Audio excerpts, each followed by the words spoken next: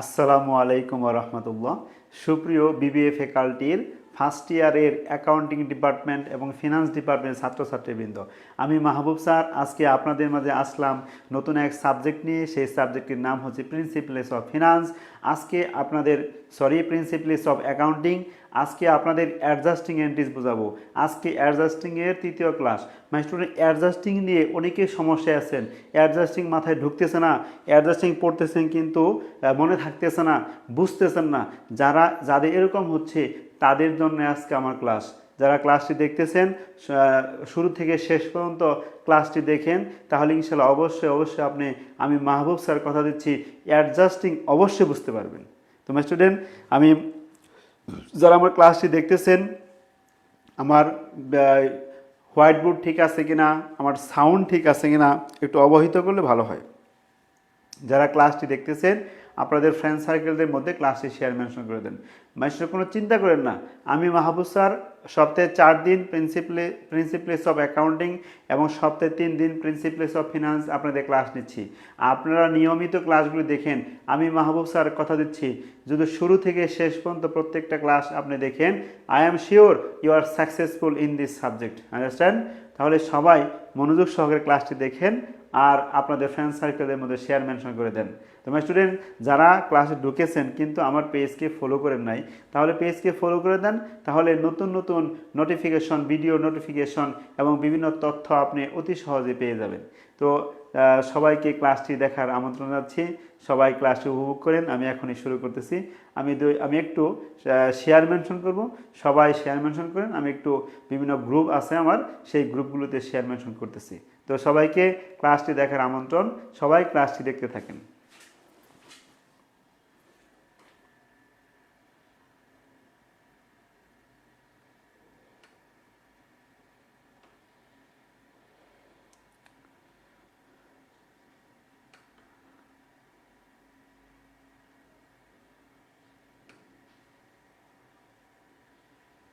যারা ক্লাসটি দেখতেছেন, ক্লাসটি আপনাদের ফ্রেন্ড সার্কেলদের মধ্যে শেয়ার মেনশন করে দেন। সকলকে ক্লাসটি দেখার সুযোগ করে দেন। সকলকে ক্লাসটি দেখার সুযোগ করে দেন ভাই।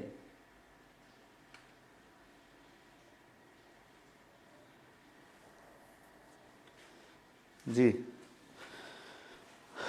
আমি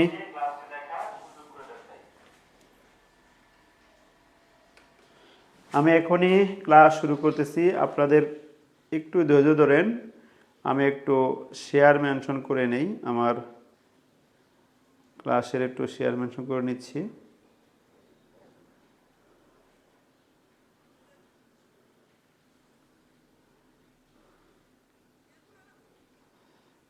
আর যারা আপনারা ক্লাসটি দেখতেছেন, ক্লাসটি আপনাদের ফ্রেন্ড সার্কেলদের মধ্যে শেয়ার মেনশন করেন।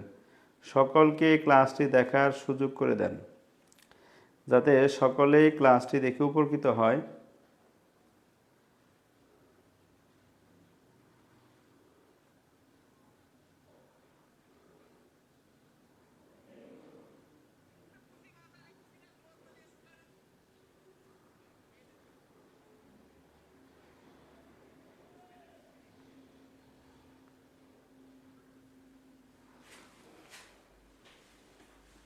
জি ভাই, আমি এখনই শুরু করতেছি।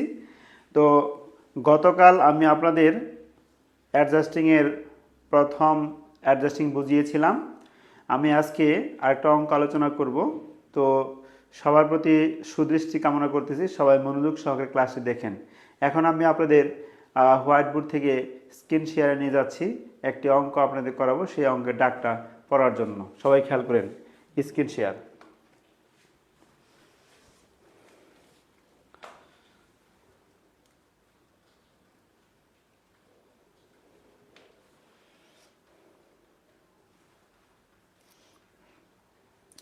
মাই স্টুডেন্ট, আজকে আমরা যে অঙ্কটি করব সেটা হচ্ছে অঙ্ক নাম্বার মডেল হচ্ছে 8।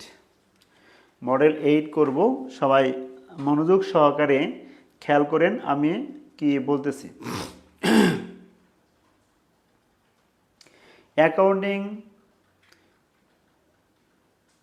লেখা আছে দেখেন, অ্যাকাউন্টিং ইয়ার অফ কি Nabana company end on December 31st each year. তাহলে কি নাবানা কোম্পানি তাদের হিসাবটা ক্লোজ করে প্রতি বছর ডিসেম্বর মাসের 31 তারিখ। দ্য ফলোয়িং অ্যাডজাস্টিং এন্ট্রিস, তো এখানে অ্যাডজাস্টিং এন্ট্রিসগুলো অনুসরণ করতে বলছে, তার মানে কি এখানে আমাদের অ্যাডজাস্টিং করতে হবে। তো পরে বলা আছে necessaries for prepare financial states as for the year ended 31 December 2014। তাহলে এখানে কিছু অ্যাডজাস্টিং দেওয়া আছে, তার মানে এখানে অ্যাডজাস্টিং করতে বলছে আমাদের প্রিপেয়ার ফাইন্যান্সিয়াল স্টেট, আর্থিক বিবরণী তৈরি করার পূর্বে আমাদের কি করতে হবে, কিছু সমন্বয় জাবেদা করে নিতে হবে, আর সেগুলো হচ্ছে নিম্নরূপ। আর যেহেতু এখানে আমার স্টুডেন্ট দেখেন ডিসেম্বর মাসের 31 তারিখ লেখা আছে 2014 সাল, তার মানে এটা 1 বছরের হিসাব। কেন? ইন্ড অফ দি ইয়ার লেখা আছে, ইন্ড অফ দি কি ইয়ার ইন্ডেট লেখা আছে, আর ইয়ার ইন্ডেট লেখা থাকলে বুঝলাম কি হিসাবটা 1 বছরের। তোমার স্টুডেন্ট যেহেতু হিসাবটা 1 বছরের আমাদের এখানে, আর এখানে বড় বিষয় হলো আমাদের দেখেন যে অ্যাডজাস্টিং করতে বলছে, আমরা এখানে অ্যাডজাস্টিং করব। আর অ্যাডজাস্টিং করার জন্য আমাদের সফট আনতে হবে, নাবানা কোম্পানির একটা সফট। তো এখন আমরা চলেন স্ক্রিন শেয়ার থেকে, এখন আমরা চলে যাব হোয়াইট বোর্ডে। স্ক্রিন শেয়ার থেকে হোয়াইট বোর্ডে চলে যাচ্ছি। তো আমরা এখন উপরে লিখব নাবানা কোম্পানি,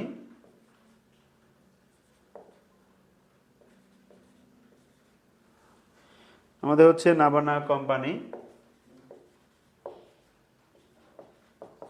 এখানে লিখব অ্যাডজাস্টিং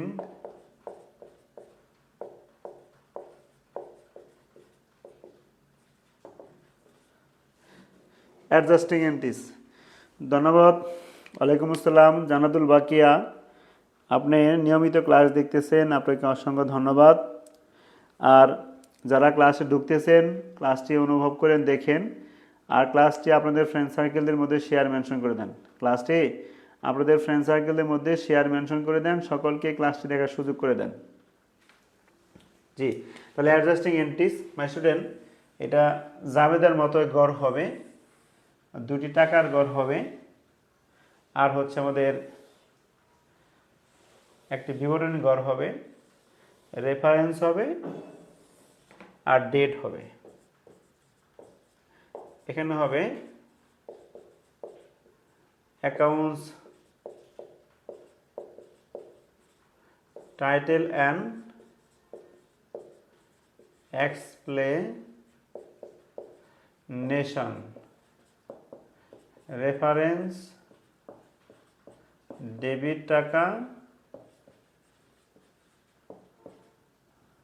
ক্রেডিট টাকা। 2014 সাল ডিসেম্বর মাসের 31 তারিখ। তোমার স্টুডেন্ট সবাই মনোযোগ সহকারে খেয়াল করেন, আমি আপনাদের এখনই বোঝানোর চেষ্টা করতেছি। আর যারা ক্লাসটি দেখতেছেন আপনাদের ফ্রেন্ড সার্কেলের মধ্যে ক্লাসটি শেয়ার মেনশন করে দেন, সকলকে ক্লাসটি দেখার সুযোগ করে দেন, যাতে সবাই ক্লাসটি দেখতে পারে।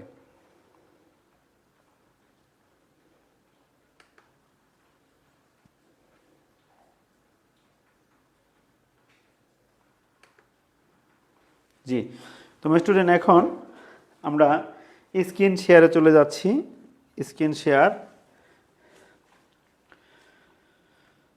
এখানে দেখেন আমাদের 1 নম্বর বলেছে মার্চেন্ডাইজ ওর্থ টাকা 2000 has been distribute to the customer as a sample free of কি কস্ট।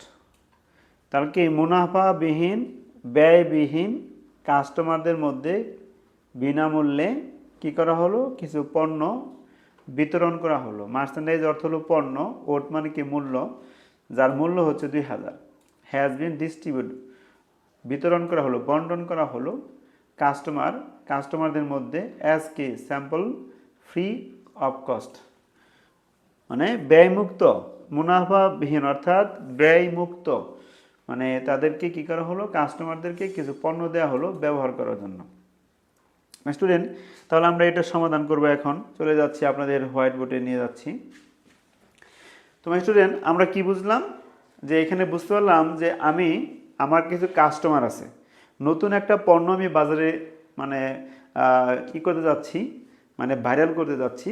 তো আমি কিছু পণ্য করলাম কি, আমার যে পরিচিত কাস্টমার আছে, তাদেরকে বললাম যে আপনারা এই পণ্যটি ব্যবহার করে দেখেন যে আসলে এই পণ্যটির গুণগত মান কেমন, আপনাকে টাকা দিতে হবে না।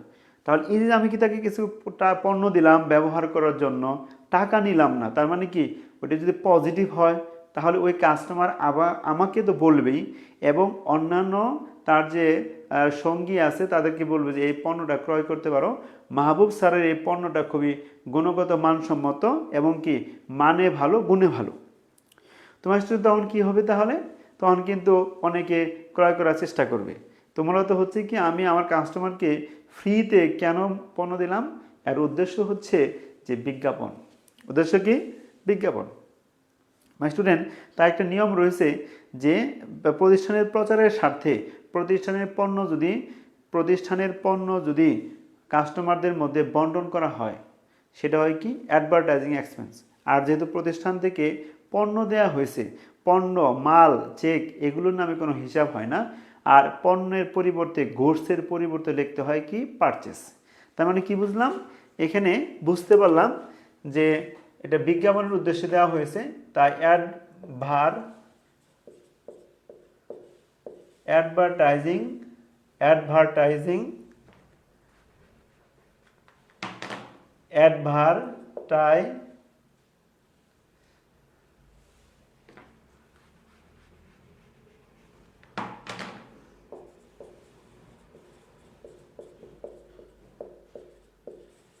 অ্যাডভার্টাইজিং এক্সপেন্স ডেবিট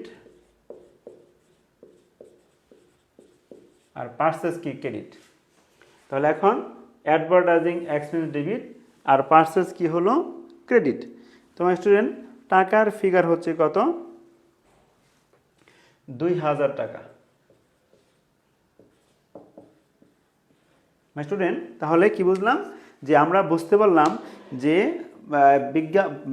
প্রতিষ্ঠানের প্রচারের স্বার্থে যদি কোনো পণ্য কাস্টমারদেরকে বা অজানা ব্যক্তিদের মধ্যে প্রদান করা হয়, এর বিনিময়ে কোনো টাকা না নেওয়া হয়, বুঝতে হবে কি এর একটা বিজ্ঞাপন।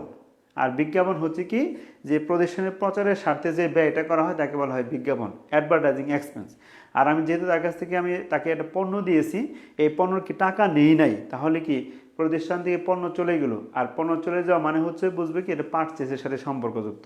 তাই লিখেছি কি অ্যাডভার্টাইজিং এক্সপেন্স ডেবিট আর কি পারচেস ক্রেডিট। মনে হয় সবাই বুঝতে পেরেছেন। মাই স্টুডেন্ট, আমি আবার আপনাদের স্ক্রিন শেয়ারে নিয়ে যাচ্ছি, সবাই খেয়াল করেন। 2 নম্বর আছে, দেখেন যে কমিশন অ্যাক্রোড টাকা 2000 has not yet receive. Commission অ্যাক্রোড বকে আছে কত? 2500। হ্যাজ নট ইয়েট এখনও কি করি নেই, রিসিভ করি নেই, মানে গ্রহণ করি নেই। তাই এর কি আমাদের বকে আয়। তোমার স্টুডেন্ট আমরা কি বুঝলাম যে কমিশন অ্যাক্রোড, কমিশন বকে আছে, কমিশন কি আছে? বকে আছে, যে কমিশনের টাকাটা আমি এখনও কি গ্রহণ করি নাই। হ্যাঁ, তার মানে কি এটা বকে আয়। কেন? এখানে আমার স্টুডেন্ট অ্যাক্রোড লেখা আছে, আর অ্যাক্রোডের সাথে যদি রিসিভেবল থাকে বা রেভিনিউ থাকে, রিসিভেবল বা রেভিনিউ বা রিসিভেবল যদি আমাদের on account, on credit, omit, due, outstanding, unpaid, unrecord, not paid, not record, accrued, এই সমস্ত ওয়ার্ডগুলির সাথে হ্যাঁ যদি রিসিপ্ট লেখা থাকে বা রেভিনিউ লেখা থাকে বা রিসিভেবল লেখা থাকে, তখন বুঝবো এটা বকেয়া আয়। কি বুঝবো? বকেয়া আয়। আবার বলতেছি, যখন কোনো যে কোনো ওয়ার্ড বলতেছি, on account, on credit, omit, due, outstanding, unpaid, unrecord, not paid, not record, accrued, এই যে ওয়ার্ডগুলি বললাম, মানে এই সমস্ত ওয়ার্ডগুলির বাংলা অর্থ হচ্ছে বকেয়া। তো যখন এই বকেয়ার সাথে এই অ্যাক্রোডের সাথে বা আনপেইডের সাথে বা আউটস্ট্যান্ডিংয়ের সাথে বা ডিউর সাথে বা ওডেড এর সাথে বা অমিটের সাথে যদি রিসিপ্ট লেখা থাকে বা রিসিভেবল লেখা থাকে বা হচ্ছে রেভিনিউ লেখা থাকে, তখন বুঝবো এটা বকেয়া আয়। এটা কি বকেয়া আয়। আর আমি আপনাদের গত ক্লাসে শিখিয়েছি বকেয়া আয় মানে হচ্ছে কি অটো যাবে দেখি রিসিভেবল ডেবিট আর কি রেভিনিউ ক্রেডিট। ওইখানে যে নামটা থাকবে ওই নামটা হবে ডেবিট আর ওই রেভিনিউ অর্থাৎ 2000-কে কি আমার নামটাকে কাউন্ট করতে হবে। তো এখানে কমিশন লেখা আছে, তার মানে কি আমি একজনের কাছ থেকে কমিশন পাওয়ার কথা, হ্যাঁ কমিশন যে স্বীকৃতি দিয়েছে, কিন্তু এখনও তার কাছ থেকে কমিশনটা গ্রহণ করি নাই। তার মানে কি বুঝলাম, এটা বকেয়া আয়। আর বকেয়া আয়ের অটো যাবে কি রিসিভেবল ডেবিট, হ্যাঁ বকেয়া আয়ের অটো যাবে হচ্ছে কি রিসিভেবল ডেবিট আর কি রেভিনিউ ক্রেডিট, রিসিভেবল ডেবিট আর রেভিনিউ কি ক্রেডিট। তো আমরা সামনে নাম বসাবো। তো দেখেন তো আমাদের নাম ছিল কি কমিশন, কি নাম ছিল কমিশন। তাহলে এখন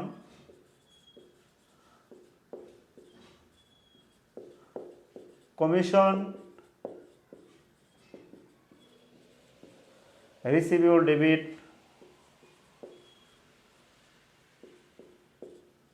কমিশন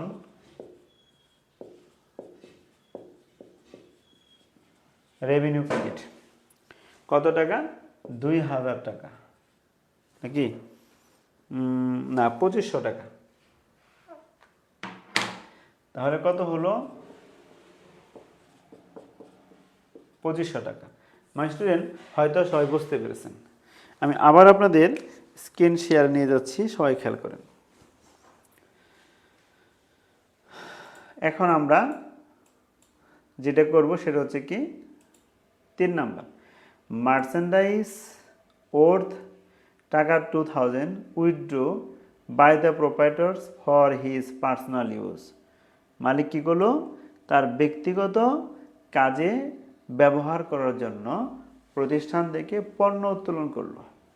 কে উত্তোলন করলো, মালিক। কি উত্তোলন করছে, পণ্য।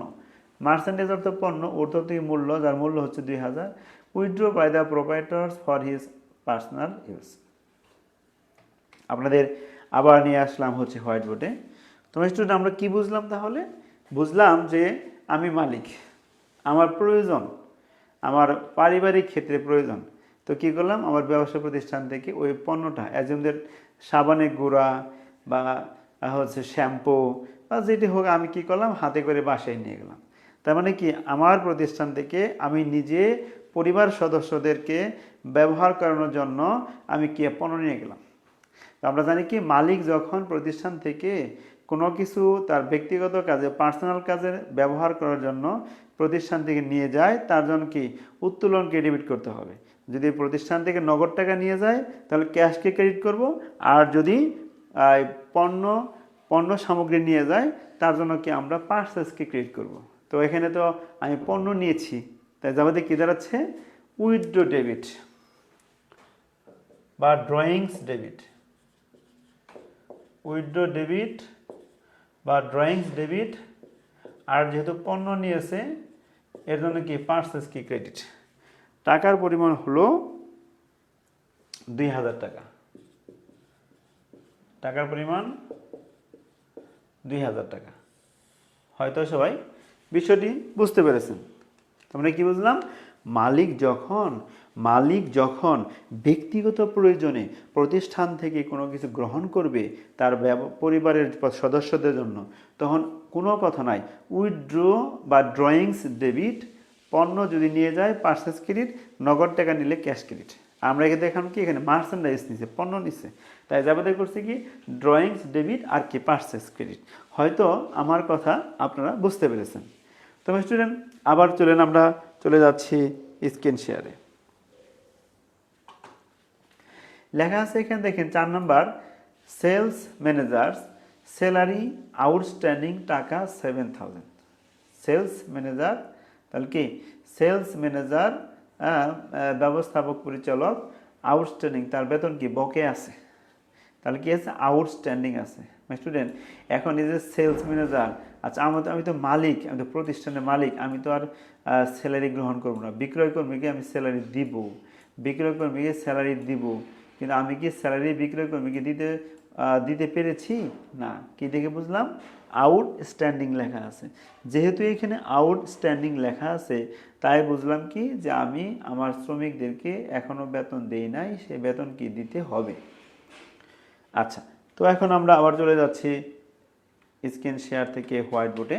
তবে স্টুডেন্ট এখন তাহলে কি বুঝলাম যে আমার একজন বিক্রয় কর্মী আছে, তো ওই বিক্রয় কর্মীর যে স্যালারিটা আছে সেই স্যালারিটা আমি বলছি যে আচ্ছা তুমি তো কাজ করতে আপনি তো কাজ করতেছেন, আমার প্রতিষ্ঠানের হচ্ছে সেলসটা ভালো না বা একটু মন্দা চলতেছে, তাহলে আপনার স্যালারিটা আগামী মাসে দিব। তার মানে কি, এটা বকেয়া খরচ। তো বকেয়া খরচের অটো জাবেদা কি শিখেছিলাম আপনাদের? বকেয়া খরচের অটো জাবেদা শিখিয়েছিলাম এক্সপেন্স ডেবিট আর কি পেবল ক্রেডিট, নাম কি সেলস স্যালারি, এখানে নাম বসাই দেবো, এখানে নাম বসাই দেবো। তাহলে এটা হচ্ছে বকেয়া আয়ের মূল জাবেদা আর এটা হচ্ছে বকেয়া খরচের মূল জাবেদা। তো আমরা এই বকেয়া খরচের ক্ষেত্রে কি এক্সপেন্সকে ডেবিট করব আর পেবলকে ক্রেডিট করব, যে নামটা থাকবে এখানে নামটা বসাই দিব। তাহলে আমাদের কি অটো অটো একটা কি জাবেদা রুল হয়ে গেল। বকেয়া খরচের ক্ষেত্রে এক্সপেন্স ডেবিট পেবল ক্রেডিট আর বকেয়া আয়ের ক্ষেত্রে রিসিভেবল ডেবিট রেভিনিউ ক্রেডিট। তো যেহেতু আমাদের বকেয়া খরচ, সেটা কি সেলসম্যান স্যালারি, কি লিখবো আমরা? Salesman salary. Sales manager, sales manager salaries debit, sales salaries payable credit.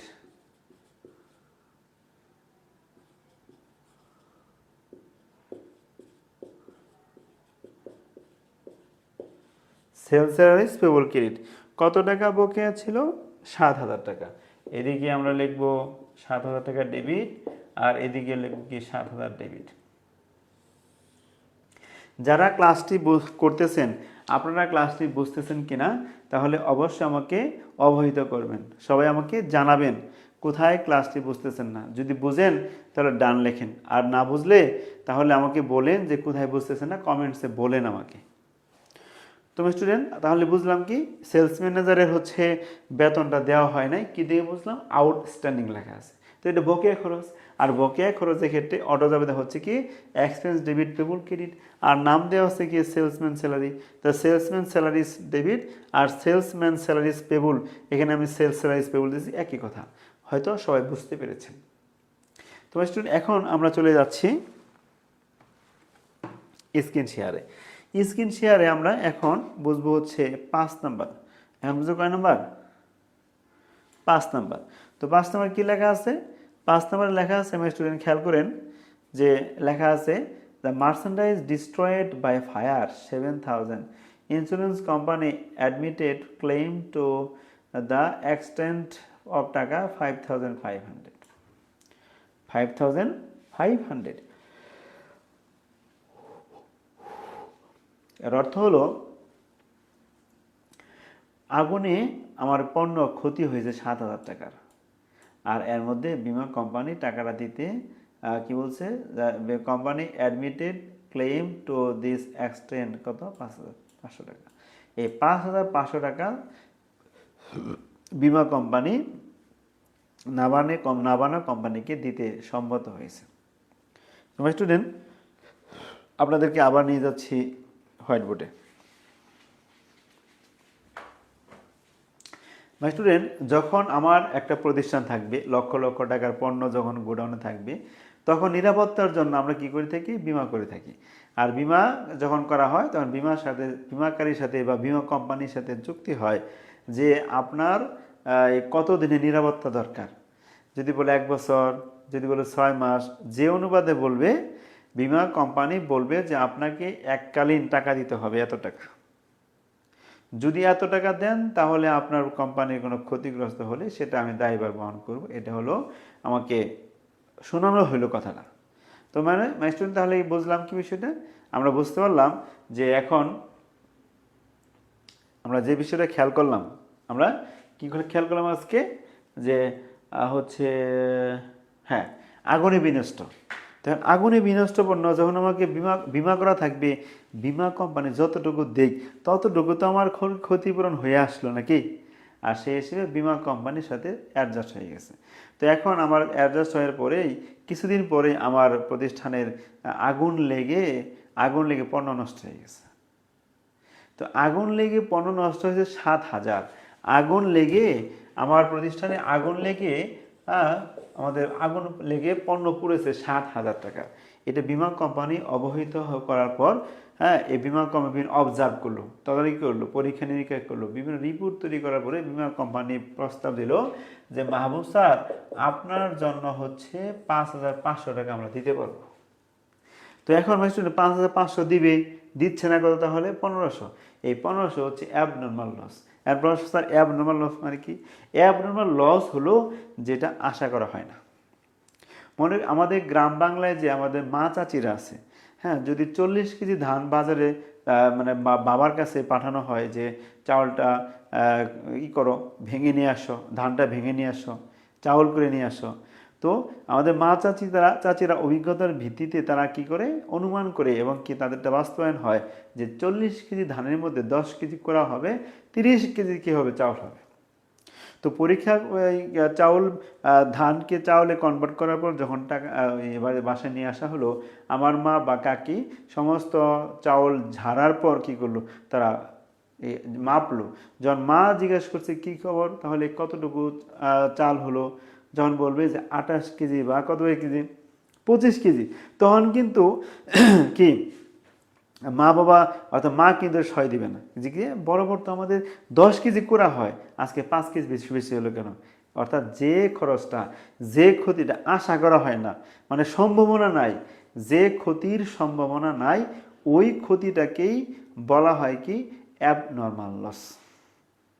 তো এখন বিমা কোম্পানি কি বলতেছে যে 7,000 আগুনে বিনষ্ট হয়েছে, 5,500 বিমা কোম্পানিকে দিতে সম্মত হয়েছে। তো এখন কিন্তু এই 5,500 টাকা দেয় নাই, দিবে। তার মানে কি, বকেয়া আয়। তাহলে কি বুঝলাম এটা? এটা হচ্ছে বকেয়া আয়। তো বকেয়া আয়ের ক্ষেত্রে আমাদের যে বিষয়টা বিশেষ নজর দিতে হবে, আগুনে পণ্য বিনষ্ট হয়ে গেছে কিসে, তাহলে লিখবো আমরা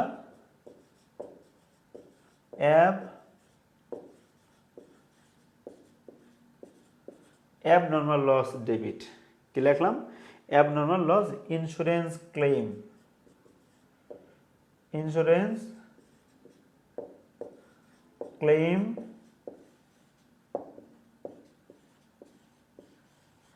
insurance claim receivable debit. Insurance claim receivable debit.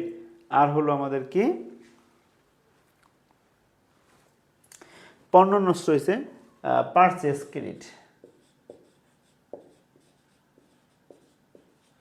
তো এখন অ্যাবনর্মাল লস আমাদের যেহেতু এখানে তাহলে কত, 1500, আর হচ্ছে বিমা কোম্পানি দিবে কত, 5,500, এ হলো 7,000। সবাই হয়তো আমার কথা বুঝতে পেরেছেন। তো স্টুডেন্ট, আমরা এখন এটা জাবেদা করলাম। তো এখন আমরা চলে যাচ্ছি আবার স্ক্রিন শেয়ারে, খেয়াল করেন। স্ক্রিন শেয়ারে লেখা আছে 6 নাম্বার, অন জানুয়ারি 2014 টাকা 6,000 has been paid for advertisement 3 ইয়ার। মানে কি, জানুয়ারি মাসের 1 তারিখে, হ্যাঁ, 1 তারিখে কি করা হয়েছে, বিজ্ঞাপনের জন্য কত, 6,000 হ্যাজ বিন পেইড ফর কি, অ্যাডভার্টাইজমেন্ট ফর 3 ইয়ার। হ্যাঁ, অ্যাডভার্টাইজমেন্ট 3 ইয়ার, এটা দেওয়া হয়েছিল জানুয়ারি মাসের 1 তারিখে। এখন স্টুডেন্ট হোয়াইট বোর্ডে চলে আসেন। তো এখন আমরা কি বুঝতেছি স্টুডেন্ট, আমরা বুঝতেছি এটাই যে বুঝতেছি সেটা হচ্ছে কি, যে স্টুডেন্ট করার জন্য, কি করার জন্য দেখলাম আমরা, যে হচ্ছে হ্যাঁ, অ্যাডভার্টাইজিং এক্সপেন্স, বিজ্ঞাপন দেওয়ার জন্য আমি বিজ্ঞাপন দিয়েছি কয় হাজার টাকা, 6,000 টাকা বিজ্ঞাপন দিচ্ছি, 6,000 টাকা বিজ্ঞাপন দিব, স্টেপ স্টেপ আস্তে আস্তে। কিন্তু করলাম কি, বিমা কোম্পানিকে আমি আগে টাকা দিয়ে দিলাম, বিজ্ঞাপন বাবদ কত টাকা খরচ করবে সেটা আগে দিয়ে দিলাম, তারপর আমি সেটা আস্তে আস্তে যে কমেন্টস করব সেভাবে তারা কী করবে, সে বিজ্ঞাপন পরিচালনা করবে। তার মানে আমি ডাকটা আবার আপনাদের বোঝানোর জন্য চেষ্টা করতেছি, খেয়াল করেন সবাই। অন জানুয়ারি 2014 টাকা 6,000 লেখা আছে has been paid for advertising. অ্যাডভার্টাইজিংয়ের টাকা দেওয়া হয়েছে কয় মাসের জন্য, 3 বছরের জন্য। কয় বছর? 3 বছরের জন্য দেওয়া হয়েছে। আর সেই হিসেবে বুঝলাম কি যে কোনো বিজ্ঞাপনের টাকা সময় ওভার হওয়ার আগে যদি দেওয়া হয়, কোনো বিজ্ঞাপনের টাকা সময় ওভার হওয়ার আগে যদি দেওয়া হয়, বুঝবো কি ওটা অগ্রিম বিজ্ঞাপন খরচ বা বিলম্বিত বিজ্ঞাপন খরচ। বিলম্বিত বিজ্ঞাপন খরচ। তো স্টুডেন্ট, এখন আমাদের পরবর্তী ধাপ হচ্ছে এই যে বুঝলাম আমরা এখানে, এটি কি তাহলে? আচ্ছা, তো এখন আমরা দেখলাম কি বিজ্ঞাপনের টাকা দিয়েছি 3 বছরের জন্য। কয় বছর? 3 বছর। তো 3 বছরের জন্য বিজ্ঞাপন টাকা দিয়েছি, কখন দিয়েছি? জানুয়ারি মাসের 1 তারিখে। স্টুডেন্ট, বীমা কোম্পানিকে আমি যখন বিজ্ঞাপন বাবদ টাকা দিয়েছি, কয় বছরের জন্য দিয়েছি? 3 বছরের জন্য দিয়েছি। তাহলে শুরু হয়েছে কখন? জানুয়ারি মাসের 1 তারিখে। আজকে ডিসেম্বর মাসের কয় তারিখ? আজকে ডিসেম্বরের হচ্ছে 31 তারিখ। তার মানে কি আমাদের এখানে 1 বছর ওভার হয়ে গেছে। 3 বছর টাকা দেওয়া আছে, 3 বছরের টাকা দেওয়া হয়েছে, এখানে 1 বছর ওভার হয়ে গেছে নাকি? 1 বছর কি হয়েছে? ওভার হয়ে গেছে। তো সেই হিসেবে আমার স্টুডেন্ট, আমরা যেটা অনুভব করতেছি যে 3 বছরের মধ্যে কি 1 বছর এক্সপায়ার হয়ে গেছে। আর আমরা গত ক্লাসে শিখছিলাম এক্সপায়ার লেখা থাকলে সম্পদ হবে ক্রেডিট, আর ওই সম্পদের খরচ হবে কোথায়? ডেবিট। তো এখন আমরা কি করব তাহলে? এখন আমি এই পাশে চলে আসলাম লেখার জন্য।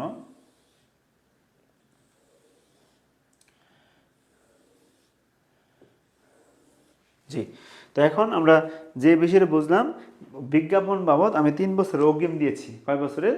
কখন দিয়েছি? জানুয়ারি মাসের 1 তারিখে। আজকে ডিসেম্বর মাসের কয় তারিখ? 31 তারিখ। তার মানে কি 1 বছর ওভার হয়ে গেছে। 1 বছর কি ওভার হয়ে গেছে। তো 1 বছর ওভার হয়ে গেছে, 3 বছর টাকা দিছি। যদি 3 বছর টাকা দিছি, সেই হিসেবে কি করতে হবে আমাদের? এখন আমাদের জাবেদা করতে হবে। কি? অ্যাডজাস্টিং জাবেদা। তো জাবেদাটা কি করবো তাহলে আমরা এখন?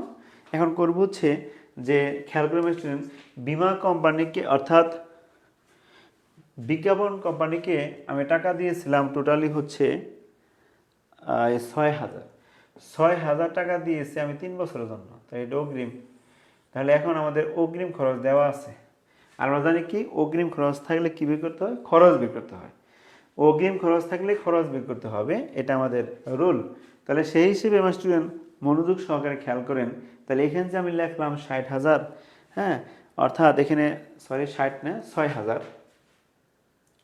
এই যে 6,000 লিখেছি, এই 6,000, এই 6,000, হ্যাঁ, 3 বছরের জন্য দেওয়া হয়েছে। কয় বছর?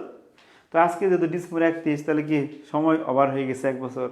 আর অগ্রিমের সময় যদি শেষ হয়ে যায়, অগ্রিম আয়ের ক্ষেত্রে সেটা আয় হয়, বা অগ্রিম খরচের ক্ষেত্রে সেটা কি খরচ হয়ে যায়।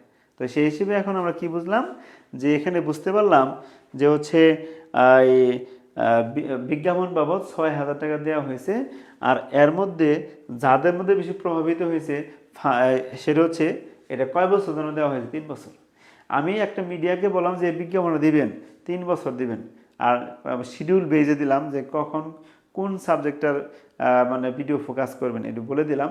বলে দেওয়ার পরিপ্রেক্ষিতে আমি বললাম যে এই যে আপনাকে 3 বছরের, কয় বছর? 3 বছরের। অপসরা, ওয়ালাইকুম আসসালাম রহমতুল্লাহ। অপসরা, ক্লাসে ঢোকার জন্য ধন্যবাদ।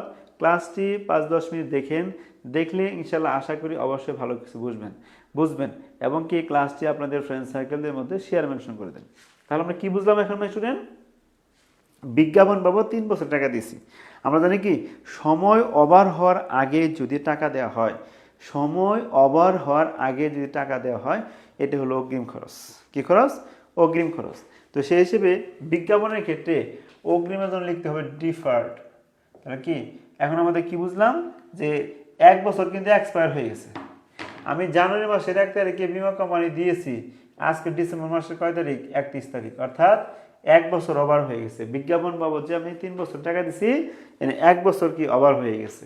যাবো। আর আমরা জানি কি অগ্রিম খরচের ক্ষেত্রে এক্সপায়ার লেখা থাকলে বুঝতে হবে কি ওই সম্পদটা কমে গেছে, তখন খরচ বেড়ে যাবে আর ওই সম্পদটা কি কমে যাবে। তো এখন আমাদের এখানে বুঝতে হবে কি অ্যাডভার্টাইজিং এক্সপেন্স। অ্যাডভার্টাইজিং কি এক্সপেন্স, তার আগে ডিফার্ড। তাহলে কি লিখবো আমরা এখন?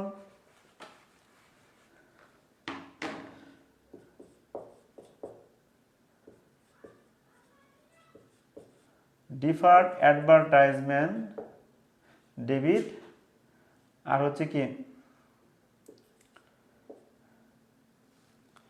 স্টুডেন্ট, যেহেতু আমাদের অগ্রিমটা কমে গেছে, তাহলে এটা হবে হচ্ছে advertising expense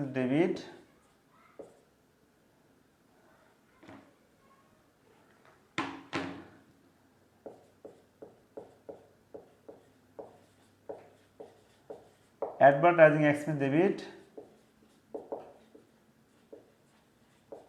deferred advertisement credit. এটা হচ্ছে টাকা হচ্ছে আমাদের কত, 6,000 টাকা 3 বছরের। তাহলে 6,000 টাকা যদি 3 বছরের হয়, তো আমরা 6 3 দিয়ে ভাগ দিয়ে 1 দিয়ে গুণ করবো, তাহলে হবে কত, 2,000। এটা মনে হয় বুঝতে পেরেছেন। তো স্টুডেন্ট এখন খেয়াল করেন, আমরা সর্বশেষ যাচ্ছি যে the following for doubtful dates 5,000 টাকা has been carried from previous year. আগের বছর থেকে আমাদের কি আনা হয়েছে, অনাদায়ী সঞ্চিতি 5,000 নেওয়া হয়েছে। And allowance for doubtful debts to increase to, বৃদ্ধি পায় কত হয়েছে, 7,500 হয়েছে। During current year bad debts were কি 4,000। তো এখন একটু খেয়াল করুন তোমার স্টুডেন্ট, আমরা যে ডাকটা পড়লাম এখানে গত বছরে ছিল কত, 5,000, আর রানিং বছরে মোট কত হয়েছে, 7,500। তাহলে এখন আমাদের কত বাড়লো, আগে ছিল 5,000, এখন 7,500, তাহলে এখানে আমাদের 2,500 বাড়ছে। তার মানে কি এখানে অনাদায়ী সঞ্চিতি মানে কি এখানে দায় বাড়ছে, কি বাড়ছে, দায় বেড়ে গেছে, আর ওই খরচগুলো কি কমে গেছে। তো এখন সেই বুঝলাম কি, তাহলে আমরা এখন এখানে মূলত করতে হবে কি, 7,500 আছে, এখানে কত আছে, 7,500, আগে কত ছিল 5,000, এখন হচ্ছে কত, 7,000, কত বাড়ছে, 2,500, কত বাড়ছে, 2,500 বেড়ে গেছে। তার মানে এখন এটার মধ্যে অনাদায়ী সঞ্চিতি বাড়লো, তাহলে যাবে হবে কি, allowance for doubtful debit, allowance for doubtful account কি debit,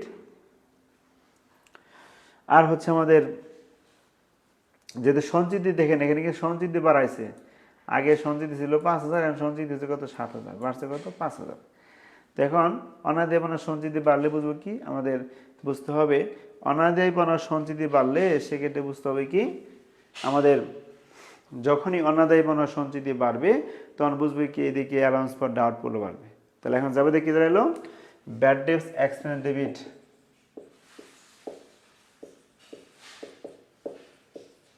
bad debts expense debit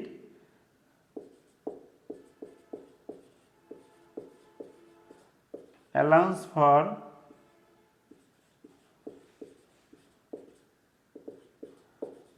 doubtful account credit। তো এখানে বিজ্ঞাপন দেওয়া হয়েছে, তার ডিসটেন্স কত হলো, 25,000, 2,500। কীভাবে পেলাম, এই 2,500 কীভাবে পেলাম, যে 2 এর পরে যে ব্যালেন্স থাকবে বুঝো নতুন পুরান উভয় আছে। গত বছর কত ছিল আমাদের, 5,000, কত থাকলো আমাদের, 2,500। তাই bad debts expense debit, allowance for doubtful dates account receivable, accounts কি ক্রেডিট। হয়তো মাই স্টুডেন্ট সবাই আমার কথা বুঝতে পেরেছেন। তো মাই স্টুডেন্ট, আমার কথা যদি ভালো, আমার ক্লাস যদি ভালো লেগে থাকে, আশা করি সবার ক্লাস ভালো লেগেছে। তো মাই স্টুডেন্ট, আগামীকাল অর্থাৎ আগামীকাল 8:40-এ প্রিন্সিপলস অফ অ্যাকাউন্টিং এর সাধারণ জাবেদা, জেনারেল জার্নাল এন্ট্রিজ শিখাবো, সাধারণ জাবেদা দাখিলা শিখাবো।